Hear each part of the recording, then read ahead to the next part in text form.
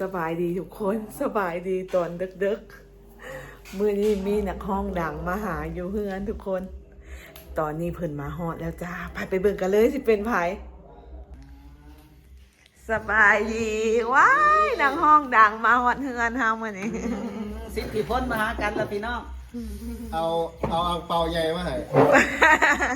ยังสั่น มื้อ อ นี้ ยู่ เพิ่นมากับ ใจสั่นอยู่ สีพันยาเพิ่นเด้อ อ๋อเดี๋ยวหัวใจสั่นด้วยก้นดังระดับ จังยังไงเขา ระ เพิ่ ดั น บ ก็ สุดยอด เขาเพิ่นก็100ล้านคือกันเพิ่นได้100ล้านเขาบ่ได้มี100ล้าน ป้ามื้อนี้มาเด้อขนาดเลยเนาะ อ้อมที่ อืม ตั้งแต่เขาเห็นกันอยู่ โอ้ไปเสร็จนั้นแล้วมาทางนี้อ๋อ เอาเส้นหน้าเส้นหน้าเส้นหน้าเส้นหน้า แบบมันดีใจ มาจะล่องกัน มันได้ เย้มาแล้ว มาเด้อมาเด้อมาเด้อ เอ้ยเด้อ มาเอาอังเปาเด้อตุ๊ดจีน บ่ได้ฟันไปบ่ได้มั้งคือเห็นอยู่กรุงเทพกรุงไทยพูด เป็นมีพี่เนี่ย ไรเบี้ย ก่อนเพิ่น ช่วงอยู่เนี่ยเลยแบบหล่อสุดมาทานเสร็จหล่อมาทานคือจะบื้ออื่นกลับไปไทยงานสวัสดีสวัสดี บ่โคกมักนอเรียบร้อยเฮา ว้าว เอาโค้งนอนหรอง ามขนาดนะ มีแต่อังเปาได้นี่ งามขนาดเลย เปาแล้ว นางพนางงามเนาะ แม่นอ่ะนั่ง นางนางงาม ผมเคยเข้ามาเลยที่นี่ในผมเคยมา คือออกดูครับแล้วบ่ได้เรียนก็ว่า เคยเข้ามาอยู่บ่แหละโคกหมักนอนี่ บ่ ครั้งแรกโอ้ มาตะกี้ไว้แต่มาแต่เข้ามาหาเหรอนี่หนกนี่ตะกี้พุ่น มาตัว คุณ นี่ไก่ได้ตะกี้นะ ว่านกกังบุมีตัว บ่จิมมี่สิทิพลเพิ่นมาล่าสมัยตะกี้ ข้าวที่มากระทุน เปลี่ยนไปแล้ว สบายทาง จะหาจันหนัดหรือเปล่านี่ ย่างแล้ว ผู้หาคน ไปซื้อมาพูดนั่นเห็นมันนี่คน มาค่ะมาเดินแขก เพิ่นพูดเพิ่นหลอกพูด มองแต่สาวผู้ได้เลาะไปซ้ายและแขกไทยอันนั้น คิดว่าไป เจ้าดิไม่ทราบกับบิ๊กจิ๊บเชโน่นะครับวันสันมันหวย มันหวยอยู่เดินน้องเฮียน มันหวยมันสอบมันสอบ เคยไปเคยไป ออกจากตู้เมื่อก็ซ้อมมา10 ล้าน ไปทางหลักสาวชิบหาเลย บันซอก เนาะแขบขอบสวรรค์นะ ชานเมือง เออเป็นบ้านของเจ้าสาว แมนเอามาอยู่หันตั้งแต่ นั่งได้คน ขนาดแล้วก็ไปเฮ็ดเลยตอนเช้าอีกนำก็ได้ ไปงานนะเสริมมือนี่พากันไป โอ้ยงานหมู่ไอ้ต่อย พอเห็นเต็มกันป้าเลยเขาไปบรรจุจุห้ามาหอดทาแขกกัน8 โมง ตอนนั้นอยู่หันวัน อันจุเจ้าลงมาแต่หึงไปไหนแต่จักโมงจอยออกมาได้ มา3-4 โมง เดี๋ยวเราพากันมานั่งกินข้าวเปียกตั้งแต่แขกครับ8 โมงแล้ว แม่นี่ ไม่ใหญ่เลยมาเอาใหญ่เลยมาเวไอ้ลำพรอยู่บึงชาน อืมไอ้ต้นกระทานนั่นเด้ โอ้บักฟันหา สมพอใหญ่แท้ใหญ่ บั ว่า ดประเทศเลยเนาะมองสาเหตุนี่ไปทุกคนเลย แต่ก็ว่าเขาเมียกับว่าเอาเป็นคนหูจักเลย เออ จดไปเขาก็หูจักปานนี้เลย อาจจะคนทักแท้ทางเพิ่น เขาตั้งแต่เห็นมาเนี่ยไปขนาดเลยจะไปถูกคนถูกแห่งเลย ไปเท่าที่ไปได้ เป็นเมียนกับไปหาทางเจ้าสาวมา นั่นคือว่าศูนย์รวมแบบตัวท็อปเลยนะมันนั่นนะครับ ครับ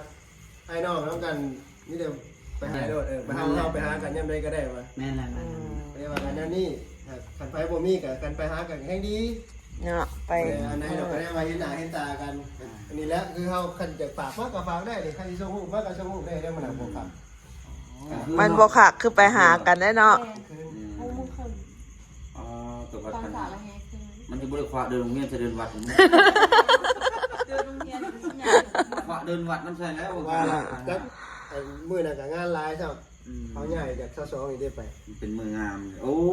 แม่นเนาะ 22แบบใหญ่ไปหลายเดี๋ยวก็เอาอีกหมู่ก็ยังบ่ถือแต่หมู่ก็มันบ่มีทางเลือกเลยถ้าสิไปเอาวันที่1ก็แห้งหลาย โอ้วันที่1นี่หลาย ของตัวเองคุณผู้ไทย เอาเท เท พ พพรชัย โอ้ หมอกอยู่ใกล้นี่ก่อน สมบัติปัญหา อ่า เดี๋ยวเอา เอาแต่ลอง น่า อังเปานะดิ อังเปา อังเปา อันนี้ นี่แหละ อังเปาขับอังเปา กัน คุณ แล้วนามสกุลเดียวกันหักแพงกัน สิทธิพลคือเดียวเนาะ ยากก็ไปบ่ยากก็ไป ไอดอลเฮาเลย สรุปว่าปฏิเสธบ่ได้เลย จะพี่ไปคอนเสิร์ตฝั่งไทย ไป ได้ตามกันไป ที่ต่อมากันร้านกันไปต่อ มาถึงสวยจังได อ่ะมาถึงก็ดีใจหักแพงกันตลอดไปไปคำคูณน้ำกัน มือจะฝากกัน ฮะมืออยู่ในบ้านต่อจากเขาไปแล้วเขาไปแค่เชียงเมืองเลยจะเป็นจันนัท ทางนั่นแหละ เชียงทางนะ โทรศัพท์ตัวมือมาไปหาน้องก็จะมาทานนอนกัน ศิลปินกลางคืนมันตาใสอยู่แล้ว มองนอนกับพูดแล้วตี 2 ตี 3แค่อย่างนอนก็ได้ ที่ตีห้ากับเพื่อนอะไรเขาอะไรก้นเขาจะต้องไปเลยวะ กินข้าวหรือเปล่า แล้วอันนั้นคือ แล้วพากันไปกิน เปิดกล้องให้รับเบิ่งนะ ใช้ตลอดบ่ อื่น มาหาบอังเปาเด้อบาวกิมนี้ ลืมมีงาน คือน้องอ้อมบ่มีงานที่สารคาม มาแม่ จนลืมข่าวกะฮับเป็นอื่นเนี่ยแต่ว่าเดี๋ยวนี้ แนวดองพูดจะเลยไป พุ่นแหละเดือน3พุ่นแหละ งานทำมันหยก กักไว้ก่อน งานทำมันหยกมาตอนนั้นอันน่ะ ขนาดเลยตะตี เด้อเด้อ น้ำลายไหลน้อย จิต อ๋อ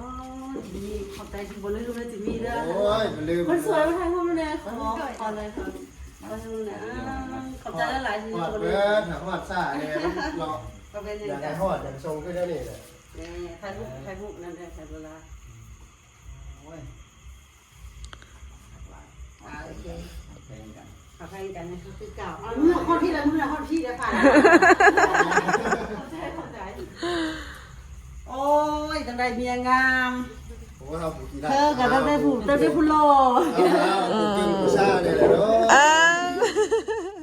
ไปที่แพทย์สาวๆอกข้างทั่วประเทศเลยเนาะ ทำใจ มาถึงคานดังมาถึงมีมาแวะขึ้น4-5โอเคแล้วกับกลับกันเดิมสันไปเลยรวยขึ้นซอยนะ กี่ว่าคล้ายเครื่องเขาอีกบ่อยแม้ว่าคล้ายเครื่องเสือผาทางลงแต่เขาก็ต้องไปเหตุวงดนตรีต้อง สิ้น ก็เสือ สิ้นมะม่วงหวานสิ้นมะม่วงหวาน เนี่ยเสือบอลมันกินลูกไวๆอยู่แล้วเนี่ย สิไปนอนก็มันนี่เด้อเพื่อสิเมื่อฮอด บ่าย ม วั อง น จะนี่ก็น้องใส่มื้อนี้สวรรค์หรือแกงกระบอก กับสวรรค์ต้องไหว บ่าย2 โมงพุ่นแหละฮอด เป็นกระเลาะไปเรื่อยๆเนาะส่งบัตร ขับไป ทำนี่กูมือนะเขาเงินใบกูมือเพราะว่าท่านไปแล้วกังเว้นมึงกับกูอยู่ นี่นะถูกต้อง กังเว้นกับน้ำไปหากูอยู่ของล่าของการด้วย จักบัตรมันเซิน งานนี้คนสวยใส่เครื่องกัน ปัญหา กันเลย แต่ยังว่าเดินโรงเรียนมันยังไม่ขวาเดินวัดใส่ยุคเดินวัดก็ยังว่า โคตรแล้วปัญหาอะไร เขียนไปแล้วจุ่มนี่ไป กระซ้ำแดงเพิ่งแหละ พวกเนาะ แขกกระบ่าว700แขกกระซ้า700 คืออวยมาจุ่มเจ้าสิตาไว้กับบ่ได้แล้วบัดมันคือออกเพื่อเป็นหุ่นเจ้า เนาะก็แม่นแหละ ไล่มา ผู้นึงแล้วผู้นึงเนาะคนขวางคนกอง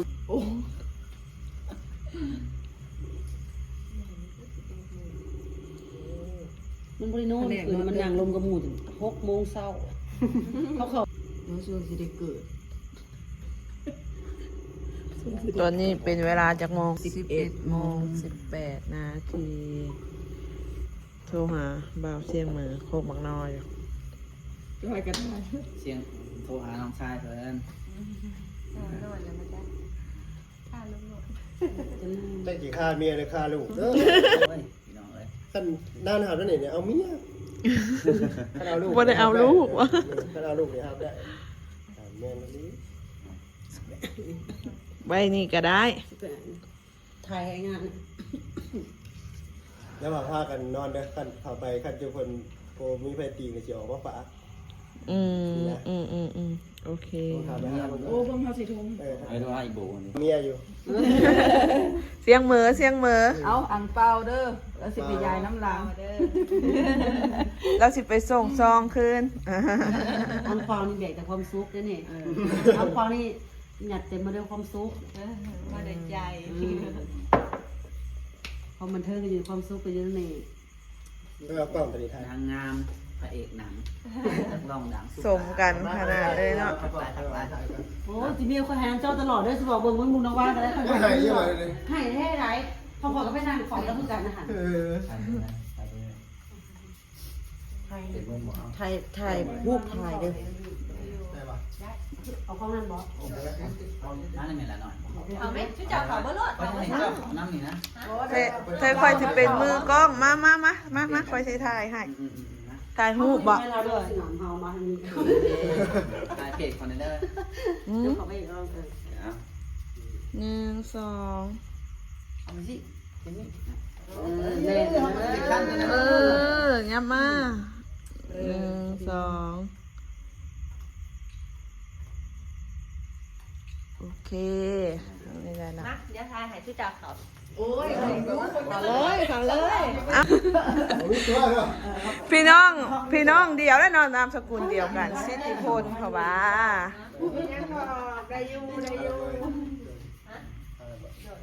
เอาขึ้นไปนะ นับเบิ่งกับดีได้เอาซองมาส่งประเทศเอาซองคืนเมื่อบ่เป็นท่าแล้ว เขาบอกผู้ไทยเนี่ยว่าคอยชีเอาไปติดไว้อยู่ในหางานเด้อว่าป้ากันมาหรือมาอ่านเชื่อทบไป ผู้ใดที่อันบ่ได้ไปย้ายเนาะ ไทยกับชาวภาษาไทยบอกคนไทยกัน วงเล็บ ล่าวแล้ววงเล็บไท วง ย เล็บไทยเฉย อ๋อ หุ่นจะตั้งซ้ำกันเนาะ หัวเพียงเดียว ต้องเป็นคู่กันเลย บ่มีตุ้ยเฮาเลย จำเจ้า ซ้ำนี่เลยกินได้กับบ่ตุ้ยบ่พี่ไอ้ชาตุ้ยจะตุ้ยแต่ว่าบัดเฒ่าไปจะว่าให้เอาปุกเด้ออันที่พูดออกมาแพงแล้ว คลิปนี้แตกล้านวิวเด้อคลิปนี้เด้อ เบาจิมมี่กับ ฝากซ่องมิว ว่าที่เจ้าสาวเพิ่น จากโมงก่อน มาส่งบัตร กินเอาไปโยก อังเปาเลย 11 โมงครึ่ง เขาส่งบัตรกันตอนนี้แหละโมง แม่เขาฮู้กันดี ตาได้ครับมันใสอยู่แล้วคันยามมันมืด เขาเจ้าฮู้กันดีเนาะโมงนอนโมงบ่นอนเอ้า ขอบใจ ขอบใจคือกันเด้อขอบใจหลาย ว่ากันทุกงานเด้อ ๆโดยทุกคนโอเคคลิปนี้กับบ่มีหยังหลายบ่าวจิมมี่กับสีพันยาเพิ่นมาใหญ่บัตรเซินให้เนาะก็ขอขอบใจเด้อที่มาฮอดมาถึงคลิปหน้าพ่อกันใหม่ฝากกดไลค์กดแชร์กดติดตามช่องมิวสาวขมวดเด้อขอขอบใจบ๊ายบาย ลงเฟซครูไว้ก่อนว่าไม้หัวไปแล้ว คู่ไว้เลยคู่ไว้เลย ครูไว้ก่อนไป